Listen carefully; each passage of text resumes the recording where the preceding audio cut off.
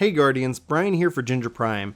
And if you're a returning subscriber, what's up Soul Nation? Thanks for coming back for this video. We've got a lot to talk about, and it's this week at Bungie time for July the 30th. There is so much going on in the world of Destiny right now, especially as we build towards new light. I do want to welcome all of our new Guardian subscribers to the channel. You guys have been fantastic. I've really been enjoying having great conversations with you about this game. We've been doing and trying to schedule raids for Thursday nights in our Discord, so if you guys are looking for anybody, pick up and play, be sure to come check out our Discord, jump into the Guardian chat, and we can have some fun and play some more Destiny. Thankfully, and honestly, I'm so happy kind of right now that Beyond Light is delayed. The last 2 weeks have been just kind of crazy with work, and I haven't had much time to play, and that's kind of where I'm sitting here like, oh man, if Beyond Light was in September, I think I would be really stressed out right now. So anyway, I promised you guys, here is the week at Bungie. Let's dive in, and we're going to go and cover it all. So it says, this week at Bungie, we shared our prophecy, challenge mystery, the 9, the deserts, cubes, and whiteboards.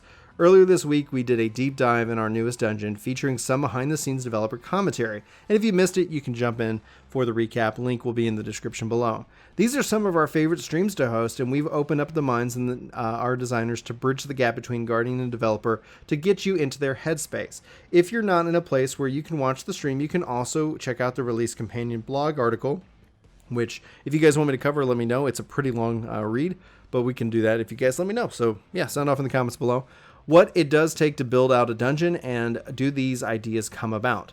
And most importantly, how do these lines did John to write to say occupied while the quarantine began? I don't think to ever put as many questions into a single intro, but it's fun to embrace the chaos, isn't it?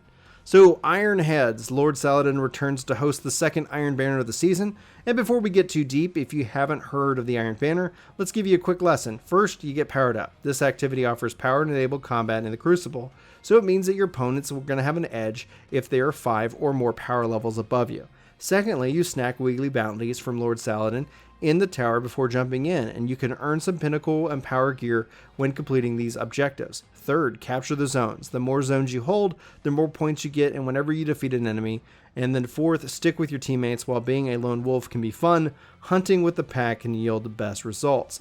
During Saladin's last visit, 2 legendary weapons made their return with random rolls in tow. The Fool's Remedy sidearm and the Fool's Path auto rifle pack a pretty good punch in the Crucible, and I've personally gotten around 400 Guardian defeats with my trusty sidearm. Maybe you'll get a good roll that fits your playstyle. And if you're searching for some enhanced armor mods or armor pieces, the high stat rolls are now a great time to jump in for some PvP action. These rewards can drop simply from playing matches or turning in tokens in Saladins between matches. Iron Banner will be available from 10 a.m. August 4th through 10 a.m. on August the 11th, which happens to be the day that Final Fantasy 14 is patched. Preview, I'll be playing 14 on the 11th. So hotfix preview. Next Tuesday, we have a fresh hotfix to address some of the issues that were introduced in Destiny 2's 2.91 update, and the Destiny player support will have a run-through of patch times below, and we have a quick preview of patch notes for you. So for the Nightfall, the Ordeal, they fixed an issue where the Ordeal version of Lake of Shadows was inaccessible at tiers above Adept for players who do not own Forsaken, and they fixed an issue where Festering Core Master Nightfalls was listed at 1080 power in the Director, but it was actually 750 power. Guardians should expect much greater challenges when engaging with this strike. Raids. Leviathan's rewards of XP, Glimmer, and chances towards exotic engrams or bright engrams are now back on a weekly lockout. Note, weapons and armors were not affected with a weekly lockout, but they can be earned multiple times a week. Now, investment. They fixed an issue where some players could not acquire the means to an end quest from the Prismatic Recaster. And then finally, armor. They fixed an issue where Runish Avergy could trigger a heal from the Stronghold Titan exotic armor while blocking with the carrying object. They fixed an issue where Umbral stat focus engrams could provide less than 10 in the selected stack. And they'll have more patch notes for the article next week, but in short, that's a sweet update to tackle minor issues. Now, maintaining courses. I don't think I know many people about the Destiny community who have had as much game time related information in their heads as the members of the Destiny player support. Not only are they keeping track of upcoming hotfixes and timetables, but they've also an encyclopedia of generic or general information that can range from the location of a random drag in the angle of a ship which grenades bounce and hitting a wall. And this is their report. So this is for the next hotfix, which is scheduled for August the 4th. Pretty much kicking off at 9 a.m. That's 11 a.m. Central for us Texas and Central time zone folks. And then you kind of go from 11 a.m. to pretty much 2 p.m., where essentially you can have maintenance concluded. Regarding the known issues, this is what we know. Players who acquired the calcified light without the pendulum step of the growth quest in their inventory will be blocked from completing the quest. Picking up a throwing hammer while holding the sword will not recharge Titan Melee's ability when running a code of the Devastator. Enemies in the hexahedron encounter of the Prophecy Dungeon can stop spawning, and previously uncensored nicknames on Steam are now being censored, and the seasons tab of the director will flash to indicate available awards when none are there. I've had that actually happen to me. It kind of sets you up a little bit disappointing. Sugar, spice, and just about a little bit everything nice. Hunting for a movie fitting with the receive the MOTW title can sometimes be challenging, so every so often we get crazy footage of raid strategies that end up making mincemeat of cosmic gods. Other weeks we clear winners, the short film entirely in the game.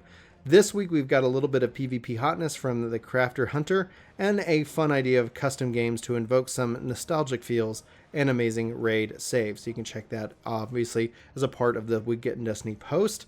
An honorable mention, Fight Against the Destiny. We can see here what they've got here. I'm going to mute that for myself.